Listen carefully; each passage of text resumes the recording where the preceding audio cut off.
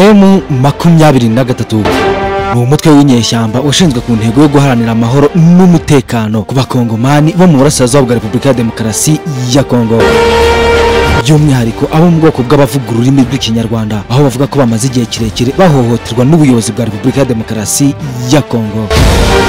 Uyu ukaba umutwe w'inyeshyamba za M23 washinzwe mu mwaka w'2012 na bamwe mu basirikare ba Kongo bahoze mu mutwe wa CNDP, National Congress for the Defense of the People, aho washinjaga guverinoma ya Repubulika ya Demokarasi ya Kongo kutubahiriza amasezerano y'amahoro yasinywe ku itariki 23 Werurwe mu mwaka w'2009.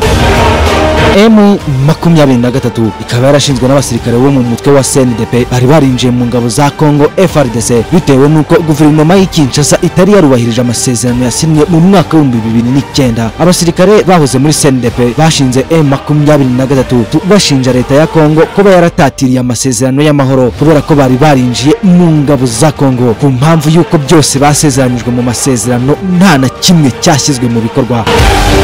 Uko kwigumura hashingwa M23 kwatangijwe n'abasirikare bahoze bayobowe na General Bosco Ntaganda ndetse n'umukuru w'ingabo Colonel Sultan Makenga, bakaba baratangaje ku mugaragaro ko bashinze umutwe wa M23 muri Gicurasi mu mwaka w'2012 batangiza ibitero bigari kandi bikakaye kuri guverinoma y'Kinshasa yari iyobowe na Joseph Kabila. Bafata Goma gusa kubw'igitutu cy'imiryango mpuzamahanga n'ibihugu bikomeye hirya no hino mu isi. Goma isubizwa mu maboko y'ingabo za leta FARDC.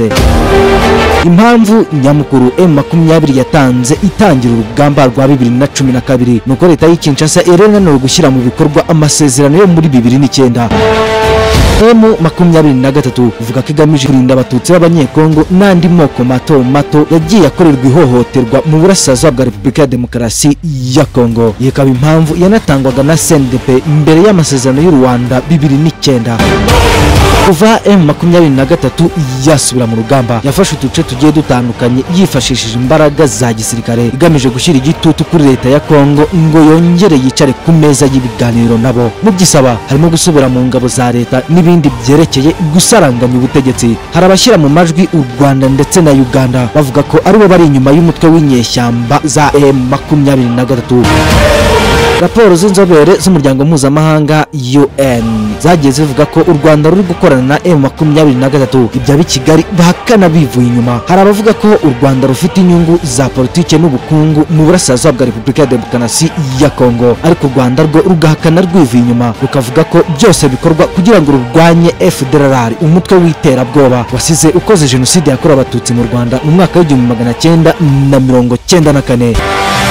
Ariko M23 hirya y'ibyo twumva, hirya y'ibyo tuzi, hirya y'ibyo dusobanurirwa, niki kiri inyuma y'amarido? M23 yashinzwe kubera iki? Uruhare rw'u Rwanda rushyirwa mu majwi buri gihe na raporo z'impuguke n'imiryango mpuzamahanga rwo rugahakana hagati aho kuri ni ibiki byari bikubiye mu masezerano? Ingingo ihora igaruka ku meza ya M23 n'iturufu impamvu shingiro kandi nyamukuru ku gushoza intambara ku butegetsi bw'Kinshasa. Ikazaho mwisanga. Amazina yanjye ni Maniragaba Alphonse. Akazi n'inshingano zanjye za buri munsi ni ukukubwira byinshi utamenye biryoheye amaso n'amatwi y'ubyumva. Iyi yo ni World Today, iwabo w'ibyegeranyo n'inkuru zicukumbuye. Ikaze kandi turebere hamwe amavu n'amavuko n'impamvu shingiro M23 yashinzwe n'izindi ngingo zose twagarutseho haruguru. Imana, imigisha n'amafaranga mu bihorane.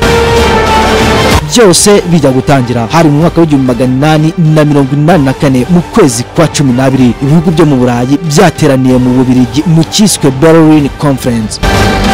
Ikarangira mu mwaka w'1885 Afurika yashyizwe ku meza, buri umwe wese waruriyo yagombaga kugenzura no gutegeka uko abishaka.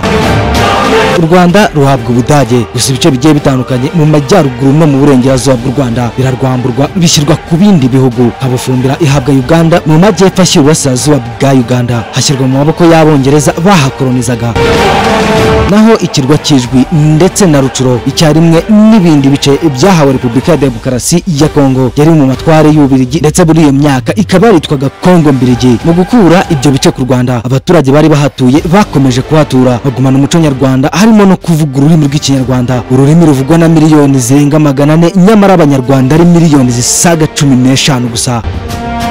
kwihuse nyuma y'ihagarikwa rya jenoside yakorewe abatutsi mu mwaka w'1994 mu Rwanda. Exfar ingabo zahoze ari za leta, interahamwe, impuzamugambi n'abandi bateguye bagashyira mu bikorwa jenoside mu Rwanda bahungiye kandi bakirwa na Repubulika ya Demokarasi ya Kongo yategekwaga na Mobutu. Aba bakimara kugera muri Repubulika ya Demokarasi ya Kongo ku bufasha bw'imiryango mpuzamahanga n'ibihugu bimwe na bimwe byo ku mugabane w'Uburayi, bahise bashinga kandi bashyiraho umutwe w'iterabwoba wa FDLR bafite intego yo kongera kugaba ibitero ku Rwanda bagahirika ubutegetsi bwari bugishingwa bagakomeza jenoside. Hagati aho abakongomani bo mu bwoko bw'abatutsi baribasiwe bikomeye icyarimwe, ari nako bicwa n'uyu mutwe wa FDLR. Nyuma y'imyaka irenga 12 bahohoterwa, nyamara ubutegetsi bwa Kongo ntacyo bubikoraho. Amasezerano y'u Rwanda yarasimwe, nyamara ingingo ziyakubiyemo ntacyo bari kuzikoraho. Bamwe mu basirikare bari bagize ihuriro rya CNDP byarangiye bigumuye kuri leta. Ku itariki 23 Gicurasi batangaza ku mugaragaro n'impamvu nyamukuru itumye bawushinga, bavuga ko ubutegetsi bwa Repubulika ya Demokarasi ya Kongo butubahirije amasezerano yasinwe hagati ya leta y'Kinshasa ndetse n'abari mu ihuriro rya CNDP. Ariko biteye by'aya masezerano, amasezerano yo ku itariki 23 Werurwe mu mwaka wa 2009 yashyizweho umukono hagati ya guverinoma ya Repubulika ya Demokarasi ya Kongo n'abari bagize ihuriro ry'umutwe wa CNDP, Congrès National pour la Défense du Peuple. Aya masezerano akaba yaragamije guhosha intambara mu burasirazuba bwa Repubulika ya Demokarasi ya Kongo. Gusa Repubulika ya Demokarasi ya Kongo yaje kutubahiriza neza ibyari bikuwe muri ayo masezerano, akaba nibyo byabaye imbarutso nyamukuru yo kuvuga ko umutwe w'inyeshyamba wa M23 mu mwaka wa 2012. Bimwe mu byari bikuye muri ayo masezerano nuko CNDP yagombaga guhinduka ishyaka rya politike kandi ryemewe muri Repubulika ya Demokarasi ya Kongo. Abagize ingabo zayo bakinjizwa mu gisirikare cya leta ya Kongo FARDC, abandi basigaye bakashyirwa mu nzego za polisi. Nyamara guverinoma ntiyigeze ishyira mu bikorwa neza ibyayo masezerano, ndetse na bamwe mu bayobozi bakuru ba CNDP barimo abatutsi bari barinjiye mu ngabo za leta banze kujya aho bagombaga koherezwa kuko bumvaga umutekano wabo bawukemanga. Nyuma y'ibyo hari hateganyijwe ko hazakorwa impinduka mu mitangire y'imyanya y'inzego za politike no kurwanya uburiganya mu bikorwa by'amatora ndetse n'imicungire iboneye ku mutungo kamere wa Repubulika ya Demokarasi ya Kongo. Ikindi nuko abari bagize umutwe w'inyeshyamba za CNDP bagombaga guhabwa imbabazi mu mategeko no gukurirwaho ibihano bashyiriweho n'inkiko, ariko bikanateganywa ko hatashoboraga gutangwa imbabazi ku byaha by'intambara, ibyaha by'ubwicanyi ndengakamere cyangwa jenoside. Ubwo ari nako bashyirwaho komite ishinzwe gukurikirana iyubahirizwa by'amasezerano yari igizwe n'abayobozi ba leta ya Kongo, abayobozi ba CNDP ndetse n'abandi bari bahagarariye ibindi bihugu n'imiryango mpuzamahanga. Komite kandi zagombaga gufasha gucyura impunzi n'abakuwe mu byabo n'intambara mu gihugu. Ibi byose nta na kimwe cyashyizwe mu bikorwa na leta ya Kongo. Ibi byatumye abasirikare bari bagize ihuriro rya CNDP bari barinjiye mu gisirikare cya leta bemeza ko ibyo bari barasezeranyijwe atari byo babonye kandi ko bumvaga ko umutekano wabo utari wizewe. Ibi byatumye bavugurura urugamba bashyiraho umutwe wa M23 mu mwaka wa 2012. U Rwanda na Uganda, ibihugu byombi bikunze gushyirwa mu majwi kenshi kari byo bifasha umutwe w'inyeshyamba za M23. Raporo z'impuguke z'umuryango mpuzamahanga zikavuga ko hari abasirikare umubare runaka buri gihe baba bari ku rugamba mu ntambara za M23. Gusa muri izo raporo nta bihamya bigaragaza ko hari abasirikare bafashwe icyarimwe, kandi ni nako leta y'Kinshasa kenshi mu bitangazamakuru by'imbere mu gihugu hagaragazwa abantu badafite ibyangombwa na kimwe, uretse ngo kuba bavuga Ikinyarwanda. Mu mubare munini w'abavuga Ikinyarwanda b'abakongomani abo bakitirirwa ko ari abasirikare ba RDF, igisirikare cy'u Rwanda. None ukuri bati byose bikorwa n'ukurinda ubusugire bw'u Rwanda ku ngamba zikakaye kandi dufite uburenganzira, ndetse Paul Kagame perezida w'u Rwanda yivugira ko ntawe byagomba kubyakira uburenganzira. M23 umutwe w'inyeshyamba, abandi bati oya si inyeshyamba ahubwo ni umutwe w'iterabwoba. Mu ntangiriro z'umwaka wa 2025 nibwo bidasubirwaho Goma yafashwe n'inyeshyamba za M23 nanone ku nshuro ya kabiri. Noneho batangaza ko amasomo biza ahagije, ko nta kindi giteze kuba hakura uretse urupfu, cyane cyane ko ngo ari ku butaka bwabo kavukire. Bikimara kuba, leta ya Repubulika ya Demokarasi ya Kongo yitabaje ingabo zitandukanye z'amahanga harimo iza EAC, SADC ndetse n'abacancuro bose bakubitirwa hareba inzega.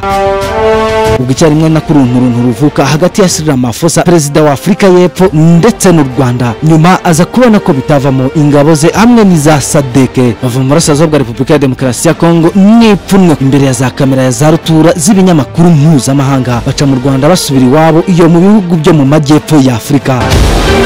Byinshi biravugwa, ibindi bikomeje gukorwa. Kinshasa, Bujumbura ndetse na Kigali hakomeje kuba mu runtu. Bamwe bati nibava hariya nitwe dutahiwe, abandi bati Kigali ni ukwifata mu minsi mike cyane. Byose mu rujijo rwaho byerekeza. M23 nayo mu biganiro i Rwanda, Katari uyu munsi ikaba yaratumiwe n'umuryango mpuzamahanga UN ngijya kwisobanura.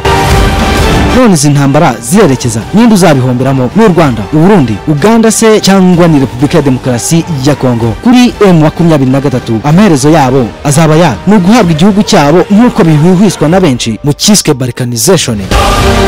Ugize igitekerezo ushobora kukitwandikira muri comment. Twebweho nahi butaha. Amazina yanjye ni Maniragaba Alphonse. Akazi n'inshingano zanjye za buri munsi ni ukukubwira byinshi utamenye. Iyo ni World Today, iwabo w'ibyegeranyo n'inkuru zicukumbuye ziryoheye amaso n'amatwi y'ubyumva. Imigisha, amafaranga n'amahoro mu bihorane bantu banjye. Tubonane butaha. Ciao.